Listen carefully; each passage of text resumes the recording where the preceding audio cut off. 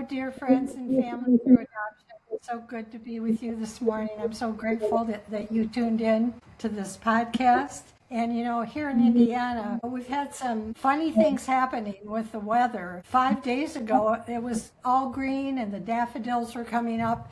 Now it's snow. So it's just so incredible. But in the midst of it, when I was preparing this morning, I looked out my window and there was a beautiful woodpecker at our little site where he comes. It just reminds me that God's always with me, and he touches me in different ways every day. And so anyway, I'm just so excited about this podcast today with Isaac Etter. He's a fellow adoptee. He is a specialist in transracial adoption. He is the CEO and founder of Identity, and he's also the founder of Parenting Different. I love that title. So anyway, Isaac, welcome. I am so glad to meet you. Thank you. I'm excited to be here. This is, I'm not. When is this releasing? Can we like a week from now? Oh, maybe tomorrow. Maybe tomorrow. Is that okay? Oh, yeah, it's okay. I mean, this is probably the last interview I'm going to be doing as the CEO of Parenting Different, and so I am stepping back, and somebody else is taking the reins, and I'm really excited for her to take the charge as I walk into a new season of this work. I'm honored. I'm honored to be with you. Yes, I would love to hear, what led you to that decision and what you're going to do next. I read on social media that you were stepping down, and I thought, my goodness, we've got to have a podcast. I've got to know this fellow adoptee personally. Yeah, of course. Well, thank you. That's a great way to start, and I'm honored to start that way. So personally for me, over the last, I think 2 years, I felt a really big disconnect in the work that I was doing. And I love, I've been an entrepreneur since I was a teenager, and I've loved building things. And there was something about the work that wasn't resonating with how I wanted to do it anymore. I think that, we've been building resources, and many people don't even know the extent of what we've done. A lot of the work that we've done is actually inside of states and agencies. We've brought, different education, different resources. But it's been a real joy. We've worked inside of states, brought some of the first transracial adoption education in the way that we do it to a state, beyond their one, typically there was one training. We brought so many more resources to so many areas. For me, I think that what I found was that the truth about how I wanted to do this work was not from a place of being like a CEO and being an employer. That wasn't my truth. And I think I'm a great speaker. I think I'm really great at expressing how adoptees are feeling and how they are navigating life. And the role that I've been in for the last 2 years, I think, has maybe not filled that cup the way that I want to fill it. And so in stepping back, I get to go, I think, back to the work that I think fills me the most, which is going to be, writing and speaking. And so I am working on a book that I'm publishing. Hopefully in the next 2 years, I'm going to have it published. But I'm writing a book right now, and I'm going to be speaking a lot, and I'm going to be building, I'm working on a couple little other projects that I'll probably talk about later, but I'm building some other projects that I'm hoping to be more adoptee focused. Oh, that's wonderful. What a neat area. Thank you. Yes. Oh, thank you. That's wonderful. And I love your self-awareness. Thank you. You knew it was time to step back. And, yeah. That's a real process for adoptees, especially. We've got so many things to work through to get that self-awareness, and it's beautiful to watch. Okay, so let's go back a little bit. We kind of got to the end. Let's back up a little bit and tell us your story about how you were adopted. Yeah, absolutely. So I was adopted when I was 2 years old.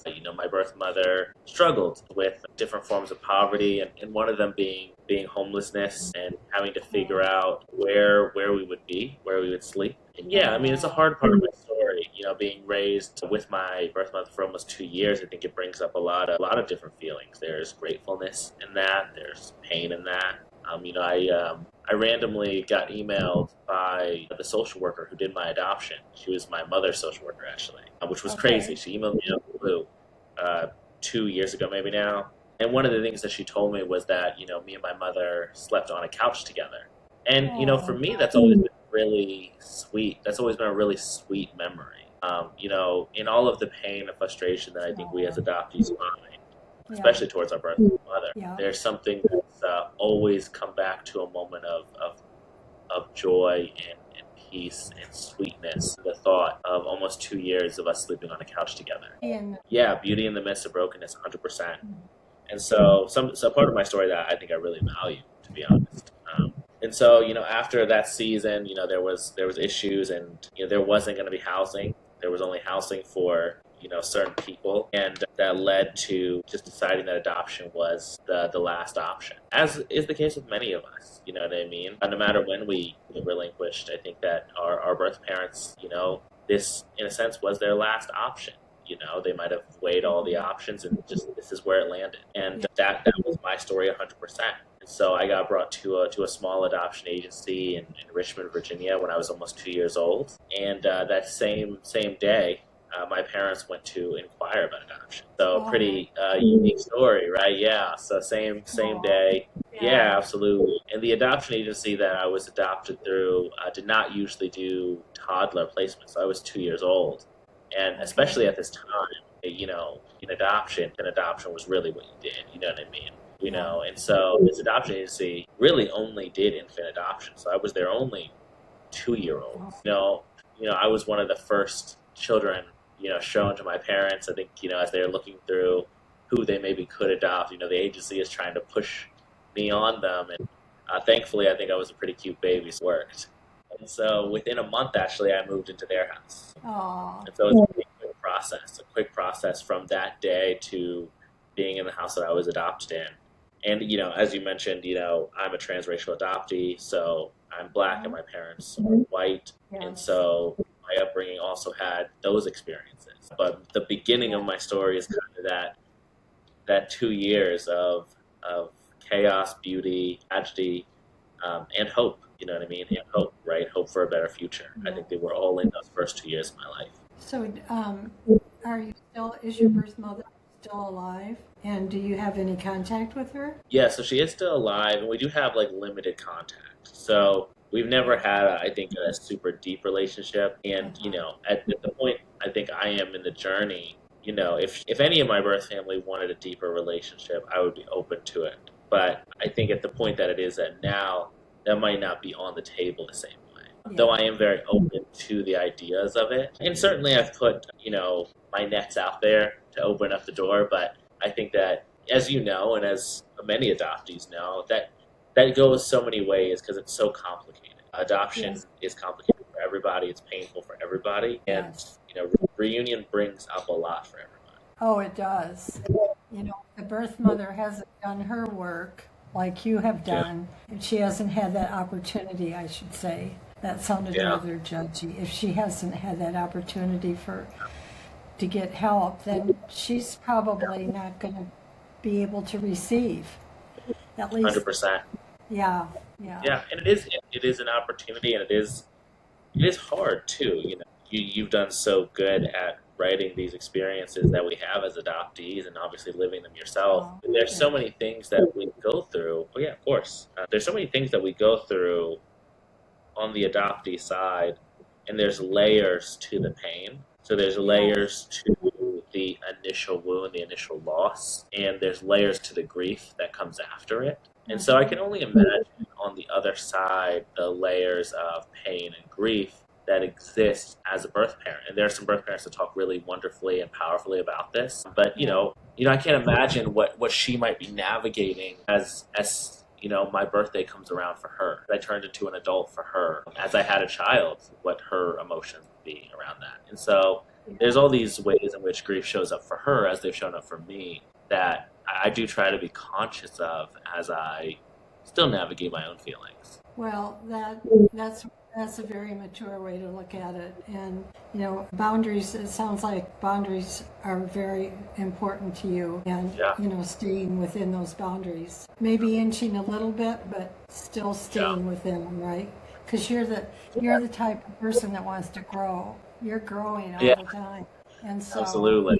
Things change. And, okay. So what was it like? So your adoption happened. And then when were you aware of the fact that you were a different race than your parents? Yeah, I mean, I was aware the whole time. To my parents' benefit, adoption was never a secret. Looking different, you've seen pictures of my family from online. Looking different was a hard one to hide. Nobody was hiding that per se. To my parents' benefit, and I think to just the fact that it would have been almost impossible to really hide. There was never this period of my life where I did not know or I was not on some level conscious. And so that I think is a blessing. I think it's a blessing that adoption was never this thing that was revealed to me. And I also think it's a blessing that I never had to have like what do you mean you're not my dad or my mom conversation. That I never had to have this mystery around why I look different. I think mystery for adoptee is like a curse. You know what I mean? We already live with so much mystery. So I'm glad that I didn't have another layer of mystery. And so there was no like, oh, maybe my mom was dating somebody before my dad. There was none of that. And so I always knew, and I think that was a gift from my parents, and obviously a perspective that they had which was ahead of its time, to be honest. There were many racial adoptees that are my age that did not have a conversation, and for as long as they could pass for a blended family or whatever, their parents did, and they remember being told they were adopted. And so I'm very thankful that my parents were conscious enough to say this is not something that should be hidden from him. He should know his story. And there was a level of openness for the first 2 years after I was adopted. So we all lived in the same city. So for the first 2 years after I was adopted, there was a minimal openness. I saw my birth mother, I saw my birth grandmother, I saw some of my birth family sometimes. And then my birth mother moved to Las Vegas, and then my birth family moved to Texas. And then we moved to Lancaster, Pennsylvania. So we moved to Amish country. And so that is when I think more of the starkness of being different really became real.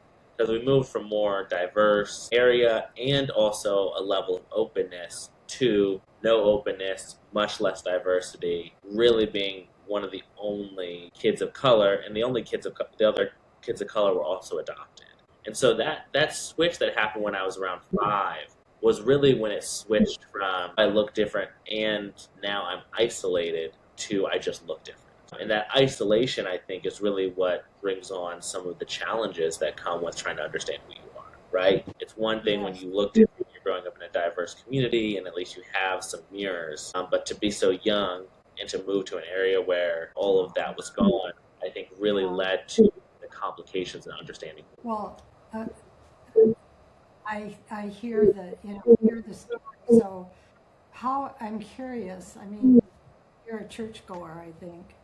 How I've gathered. How did people in the church? I mean, sometimes they say, "Well, we're all adopted," when they're uncomfortable with just being the same culture. But how was that? I mean, were people uncomfortable, and what did they say, and what do you wish they would have said? How could they communicate and help you feel safe and heard and valued? Yeah.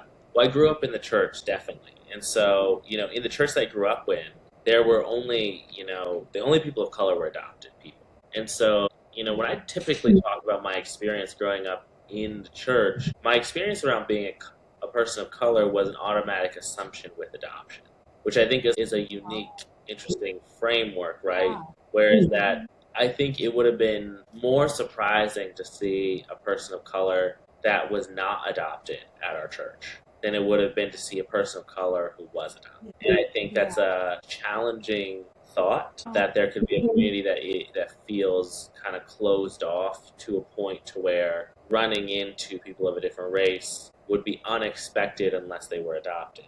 And, I was homeschooled as well, most of my upbringing, and I grew up in, religious homeschool community. And so, I would say the same thing in the homeschool world. Like, there were kids that came and went, Asian kids, other black kids that maybe would be there for a year, or for a semester, or whatever. And, if there was a kid of color that walked in, there was not an assumption that they came from a home of color. There was an assumption that they were adopted. I never saw a kid growing up that I didn't automatically assume was adopted. And, I think literally all but one was.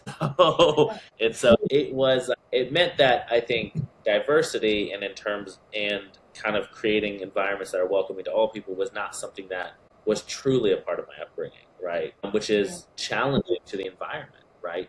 And so racial issues were not discussed. Being of a different race was not discussed. And if anything, me being of a different race, at least among peers, was only like a joke, right? Should be good at sports, should be able to jump high, things like that. And so our conversations about race and culture were so limited. And because of that, exposure to culture was also very limited. Basically whatever I could find on TV would be the closest, but the media I was consuming was not necessarily like Black media either, right? That's not the media my family was watching or my friends were watching. And so I don't think there was an overt racism, right? But I do think that, and one thing that I talk about with right now with transracial adoption a ton, is I do think that there's an unconscious bias. And this bias creates borders unconsciously.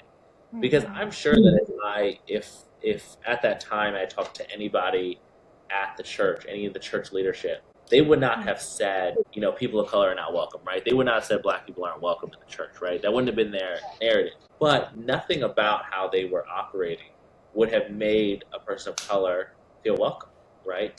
Would have invited that culture into it. Nothing about the culture of the church would have said to anybody who wasn't adopted and growing up within that culture that their culture is welcome. And so the struggle that I think happens for many transracial adoptees is that they're not necessarily growing up in environments that have said their race is bad.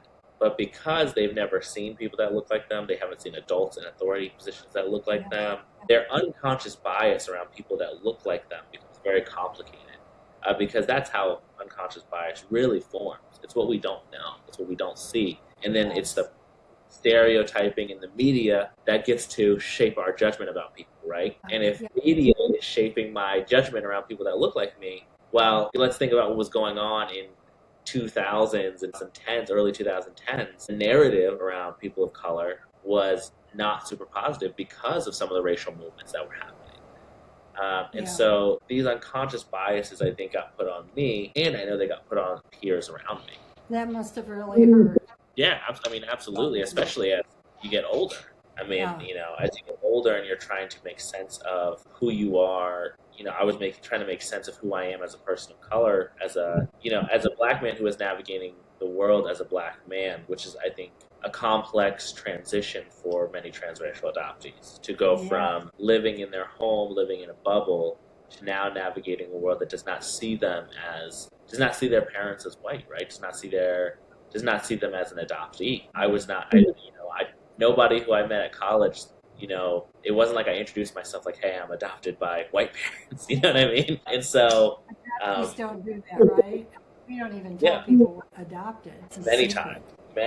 And so, the protection of my childhood, the way I was navigating the world as a child and as a teenager, was not sustainable as soon as I entered the adult world, as soon as I entered college and then entered living on my own. I had to learn and was, kind of forced and thrust into an awakening that not everybody does think that, I'm equal. Not everybody has a correct interpretation of me. Yes. I went to college with people who I was the first Black person they met. And so as you can imagine, they're coming with their own biases and stereotyping that is a byproduct of their environment, right? And so all of this is getting put on me as a transracial adoptee who also doesn't understand who he is and his racial identity. And these are complex journeys. Very complex. So going back to the church thing for a minute, how should people make you adoptees, especially transracial? I had trouble with the word transracial because I felt like that was kind of labeling you. I don't like that word. Huh? People don't like that word? I said I personally don't like that word. I didn't like it either. I put on my notes, this bothers me because I don't like to label anybody. Yeah. And I don't want to be even labeled as an adoptee. I am the person I am. Right. I am the wonderful person I am, right? And you are the wonderful person you are. But you're the queen adoptees, you know what I mean? You're queen adoptee psychology. You know what I mean? You're the queen of us you're the queen of the adoptees. I am? Yes. That's Yeah. funny. I'm probably the oldest one. I just turned 80. And so Wow. I don't think I'm the queen. Well, I think for I many of us, you have been like like an icon, somebody for us to Aw. learn about ourselves through. And so, I think that, many adoptees have been, and I know I've personally been grateful to learn from the ways in which you've written about our experience as people. And it's helped put a lot of language to emotions that I felt my whole life. And so you're on the Mount Rushmore of adoptees for sure. Well, I can't wait to read your book. Thank you. Yeah. Really. I Yeah. hope I get to endorse it. Absolutely. I would love to send you another copy. And we can talk more about it later, but I'm not writing my book about transracial adoption. I'm writing my book about grief through the lens of adoption. And so I'm actually talking about everything that I haven't talked about, which has become my path. I've talked about transracial adoption for 10 years. And so I'm now talking about the person behind, the person, the struggling, the grief, the loss, the pain that was behind the scenes. And so I'm very excited to share. That's wonderful. I mean, there's nothing out there like that. Yeah, and it needs to be understood. I think a lot of adoptees will feel very seen through being able to, just like you've taught me, how to associate our behaviors with the connection. So I don't know if you'll share this or not, but when I was getting to know you, I heard the interview with your dad. Yeah. About when you were 9 years old. Do you want to share that or not? Yeah. Are you talking about the story we talked about beforehand? Yeah. I mean, your dad sounds so loving and cool. Absolutely. I'll talk to you too. The way he interacted with you in that interview was just spoke volumes, I thought, for both of you. Absolutely. Yeah, and so, I mean, the story I think you're referring to is when me and my sister were playing a game and we wanted to see if we could jump out the window into a bush. The goal was, could we jump out the window into a bush and survive? And so, in order to survive this jump, I put pillows underneath my shirt, I put a helmet on, I wrapped myself in blankets, and then I jumped out the second story window onto a big bush that we had. Oh my goodness. I mean, it definitely was a little high up there. I was a little high up in the first story or something, but 2 stories is high. Yeah, it was a little bit of a high jump. Definitely could have gone sideways, but there was a big dent in the bush for a long time. Oh I mean, you could tell where I landed in that bush for a long, not only because of all the pillows and the blankets surrounding me, but also just because of the, kind of the speed of the hit. Yeah, right. It was the second floor. I mean, maybe a story and a half. It was up there, and Did you get hurt then? I don't remember. Leg or something? I don't remember having any pain or anything.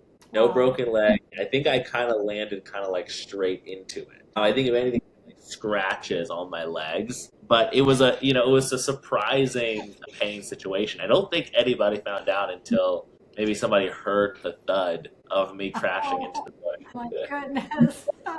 Well, when we talked about this earlier, what came to mind, I so identified with you because, adoptees have fantasies, all the time. And, we think about our first family quite a bit, right? Yeah, 100%. Almost, sometimes, some adoptees almost every day. Yeah. Where we came from, do I look like her? Do I look like him? And the fantasies, oh my goodness. That's why we're so creative, Isaac. That's why we love to write. Absolutely. And living in fantasy is sometimes the only way we can try to make sense of our own story, I think, a lot of the time. It's the ghost kingdoms, it's the ghost kingdoms that we create is one of the earliest fantasies, is the story of who our birth parents are and why they couldn't keep us. Yes. And often these stories are, right, they're princes and queens and celebrities. You know what I mean? The stories we make are always entailed. And I'm not sure if this was yours, but many times, the end of the fantasy is always that, they come back in these luxurious vehicles or chariots and they come and get us again. And I think it's a way we try to make sense of our story. And again, one of the reasons that we're so creative is because a lot of times our creative roots are in trying to create the story in which led to our circumstance. Yes. Yeah, absolutely. Yeah. Well, It's so it, complex. it really it can become a gift though, and it has for you, and it did for me. That's why we're writing, right? Yeah, Yeah. yeah, and you mentioned something about thinking about birth parents, and as I've been thinking, and of course writing, one of the things that I wrote recently was about that, and how, Oh, especially on things like adoption days, you would think that you're thinking of your birth parents and things like that, and mhm. one of the things I wrote was, the truth was that I was thinking about them all the time. I was thinking about them at every mention of how beautiful our family is, at every mention of adoption, every time, somebody even mentions our family. Those were all moments that were pointing back to thinking about my birth mother particularly and the Yeah. choice that she made. And I think that's true for many of us as adoptees is, at the mention of the family, Uh-huh. there is the next thought is about our birth family. And, would people say the same thing about me if I was with my birth family, maybe? And all these correlating thoughts that we have around family. And I think family is very complicated for young people. And, Yes. you might shed more light on this, but I tend to think that grief and adoption, the loss and grief and adoption, how I talk about it, starts at around 6 years old, 6 or 7 years old. Okay. Yeah. And that's when it started for me. And as I work with families today, I'm tending to find that the conversations and the acknowledgement and the curiosity and the pain around adoption is all starting at that point. I'd be curious to hear your thoughts on that.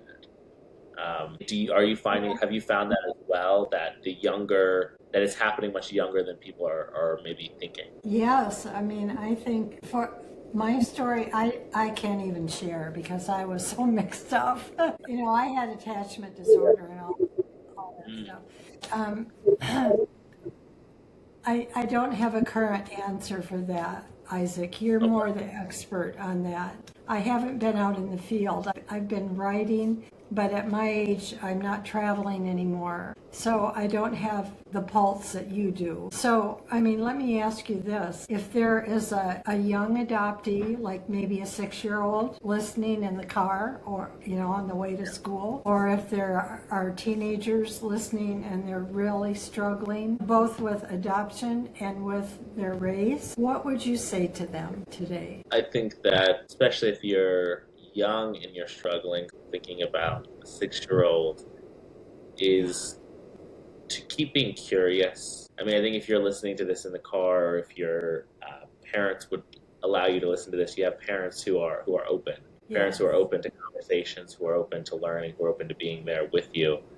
And I think the more you can learn to speak your feelings, the better. And so the more you can acknowledge that this is what you're thinking of, the more that you can try to invite your parents into that, I think the better. There's a really powerful quote by another adoptee, Anne Heffron, who you might have come across her work at some Oh, I point. love her. Anna's so talented. Anna's so talented. But Yeah. in her book, Look Adopted, she writes that to ask for my needs would be like peeling off my own skin when she relates to her childhood. That the thought of having to ask for what she needs would be like peeling off her own skin. And I related to that so Oh, much. So yeah. scared to ask for my needs. And I bet there are people that are listening that are afraid to ask for their needs. And many times our needs as adopted people are to be heard, to try to be understood. And so I would See, I would say that any age adoptee to try to create that space and to learn to trust like that, because that's so hard for us. it is. And Yes. additionally, I would say to not feel guilty about your feelings. I'm not sure if you've heard me, Sherry, talk about this, but I usually, when I Yeah. talk about loss, Yeah. I Yeah. do guilt. So I do loss, grief, and guilt. And I say those are the three core emotions that adoptees feel. It's not just loss and grief, but there's also guilt about our grief and about our loss. Because Oh, oftentimes I the love that. sadness, yeah, and the curiosity, the curiosity that we have from a young age, we tend to feel guilty about because everybody around us is talking about how beautiful our family is, how happy they are we were adopted, Right. our curiosity. Yeah. So I would Right. also say to That's adoptees is that you do not have to feel guilty for your curiosity or for your wondering or for the pain that you feel about your birth parents' choice. There's no guilt that you have to carry for their choices or for your curiosity, because you're a person. You're a person who has a fragmented history that you're trying to put together. And if you don't know all the pieces of your history, of your story, then you are going to be curious, and you don't have to feel guilty about that curiosity. That's so good, Isaac. That's going to be in your book. Yeah, oh no, of course. We'll write a ton about guilt, because I've lived with a lot of guilt. Yeah, me too. Me too. Yeah. So sometimes adoptees, beneath all that, think their lives are a mistake. And so there's shame, right? Shame hides underneath the guilt. And so it's so complex. I mean, we kind of look at life through distorted lenses. You know, it's hard to make sense of all of it. But it is possible, right? You and I are living examples. It is possible. So how would you encourage? Go ahead.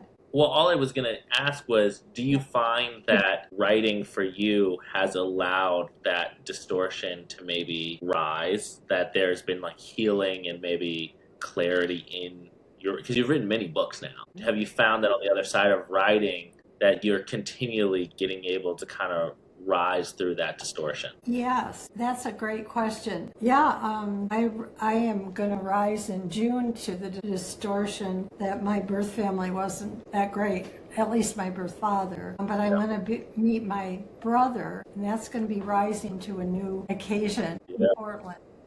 And I know him by phone, but not in person. So that I'm going to be curious to see how I rise to that occasion. Physically, emotionally. Reunion is hard. Yeah, 100%. It's not my first rodeo. I've done quite a few of them, but I can't wait to meet brother Jeff. Yeah, I mean, I think it does. I mean, I think you know what you're explaining is that there's seasons of it. That there's not just it's not a one-time event. No, it's not a one-time event, and we carry it to the end. I think Absolutely. To the end. Okay, so what would you say to parents who are listening who want to do this really well? Absolutely. What would you say, and what resources can you offer to them to help them do it well? Yeah, well, I think the first thing to do adoption in general very well is the true acknowledgement and the willingness to continually understand loss and grief. I think that it is the most important task of an adoptive parent is to spend as much time as you can, and understanding that it's going to evolve, understanding loss and grief. And it's complex because on the base, I think there's probably many parents who are listening who are like, well, I understand loss and I understand grief. I understand when you lose somebody, you grieve them. But I think adoption is a very unique grief. I always describe it as unique grief. I don't describe it as just regular grief, because it's a unique grief because most of the time these people are still living. So, right, it is a unique grief that is much more similar to, like, I think, losing somebody you loved in a breakup and never seeing them again, or maybe not seeing them again for decades, than it is maybe to actual death, even though I think the feeling of being adopted is closer to a death of a relationship. So think about the uniqueness in just that description, that the feeling is like death, but the experience is like a breakup that you don't see somebody again for maybe ever. So we live through this unique and complicated grief that I think can only really be understood through reading books like yours, through reading stuff like mine, listening to podcasts like this. You're really getting an idea of how your child might develop a thought process. And a thought process that begins very early for adoptees is one of loss and abandonment and rejection. No matter our stories, a narrative that gets kind of ingrained in us from an early age, whether we're conscious of it or not, is one of, I think the right word is abandonment. Yes. That even if we understand that adoption was the best thing that could have happened in our circumstance, even if we know that our parents couldn't raise us, there's a lot of parents that lose parental rights. Even if we know that there's a narrative of abandonment gets shaped because we're looking at all of these other parents who have made it work. We're looking at the parents who didn't need drugs and who did figure out how to financially make it work, who figured out how to get, you know what I mean? And so we're watching movies. Imagine watching Pursuit of Happiness as a teenager and knowing your story was that, your parents were homeless, and then they placed you for adoption. Well, how did he survive it then, right? And so a narrative that can't fully be processed or understood because we're children around abandonment gets set in, I think, at some point. And so grief and this loss journey become more complicated and more unique. And grief always has a behavior attached to it. And I think this is a really important thing for adoptive parents to understand, is that loss is the complicated trigger point. Grief is the expression that happens. Just like how we associate, somebody's parent dies and they go into a major depression and withdraw for months. That is a behavior associated to their grief. Children who experience adoption tend to have a lifelong expression related to their grief. What might show up as behavioral issues, and this is something that tenets like TBRI have gotten really good at helping parents understand, and that's trust, relation, behavioral stuff. I'm forgetting the whole acronym. But if you look up TBRI, it'll come up. But that has come really good at explaining to parents how their child's behavior is all a reaction to trust being severed in their earliest years. So it's a reaction to loss, right? Yeah. And so loss is the trigger point. Grief is the expression still. And so when we understand this, we get to reframe our child's behaviors, right? If we understand our child is behaving out of either a conscious or an unconscious association with the fact that they have been abandoned, rejected, might be unloved by the person who gave birth to them, then behavioral issues tend to have a lot more context and understanding. And so then we can see a child maybe acting out, maybe out of control, getting in trouble in class through a lens of loss. Now, another perspective that I want to add, which is why it's so important for parents to understand grief, is that we can also see kids acting in perfectionism as an expression of grief. Yeah. So we might think of Randall from This Is Us, right? So if you've ever seen This Is Us, Randall was the perfect child, right? But as we watch the show, we see that he was not struggling with adoption. He was struggling with adoption the entire time. Even though he had the best grades, he was the star kid of the family. He was mommy's favorite, right? So behaviors that we do see across adoptees. And I know there's so many other expressions that can happen, but these are the two main ones that we see, I think, which is the perfectionism and the bad kid, right? That's how we would label it. The perfect kid and the trouble kid is the two lanes we see them the most, right? And I think it's very important that if you're aware of grief and loss, that you're able to look at your child's behaviors, whether they are the model kid that you want to just let fix, or the kid who's acting out behaviorally, and look at it through this lens of, okay, this might be connected to an internal dialogue and an expression of their loss that they're having. And just to close here, another thing that I think is really important for parents is that many times when I talk to parents, what happens is like they're aware of these things and their kids don't want to talk about adoption and all these things, right? Yeah. Understand that adoption is a lifelong process, right? Grief and loss in adoption are these lifelong processes. Yes. And I love using This Is Us as an example because it really illustrates how long this journey is. I believe it's Randall's 35th birthday is when This Is Us starts, and he's knocking on his birth family's door. Okay. You're wondering why your 10-year-old won't talk to you about adoption. Randall is 35 and just confronting adoption. Yeah. He is. That's when he first starts talking with his mom about his adoption is in the years of this episode. So understand that we need to also have some perspective that your child may be struggling, having questions, and open up in small ways, have small questions. But this could be a journey that they fully engage in their 20s, in their 30s, and their 40s. And the foundation that you set up for them to be able to feel safe to explore these emotions is what matters the most. And so creating the home and the environment where you are helping walk them through their grief, and through is the key word here, we're walking with our kids through their grief, gives them the ability to maybe process it earlier because they feel safety. And so, the goal in adoptive parent in understanding grief and loss is not to fix it, is not to cure it, is not to make sure they talk about it with you every day, but is to create the environment and the foundation of safety where they feel the ability to explore these emotions safely throughout their life, whether they explore it in childhood, teenage years, or in their adult years, that they do not have to feel a sense of shame, guilt, or mystery around diving into these emotions. Wow, that is powerful, Isaac. You are a pioneer. You are truly a pioneer in the world of adoption. And I look back, we talked earlier about generational things. I'm way ahead in age than you. And I just wanted to acknowledge when you talked about the kingdom, Yeah. the Ghost Kingdoms, Betty Jean Lifton. I mean, we can look back and see adoptees, in every age that are bringing adoptees along. And 100%. your message is unique. You're young, you're talented, and I hope I get to meet you in person someday.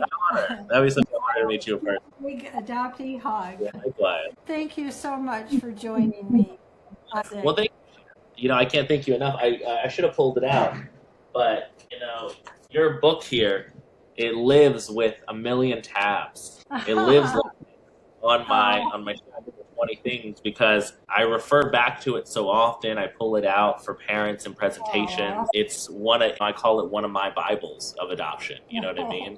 And so it's such a powerful book that has allowed me. I think I actually read it right before my son was born. I talk about two triggering events at once, but it has been a gift to have this on my journey. And so thank you as well for the road that you gave for me. Yes, I totally received that. I thank you so much for Absolutely. that kindness. Your book someday, and younger people or your age is going to have the marks too, the paper marks, or you can find different things. So anyway, Isaac, I'll let you go. Let's just thank the people who joined us, the parents, adoptive parents. Where can people go to your site? Just really quick. Is it Isaac? Yeah. So you can go to isaacetter.com and see kind of like all my speaking stuff. You can go to @Isaac_Etter on Instagram. And then if you want to if you're an adoptive parent and you're looking for resources, you can go to parentingdifferent.com. And we put out free resources every single week. And that's not planning to stop. And so that's going to continue on. And I think it's something that a lot of adoptive parents really benefit from. Okay. Thank you so much. Thank you, Sherry. This is an honor. It's just been a joy to do this. Bye, everybody. I'll see you next time. See ya.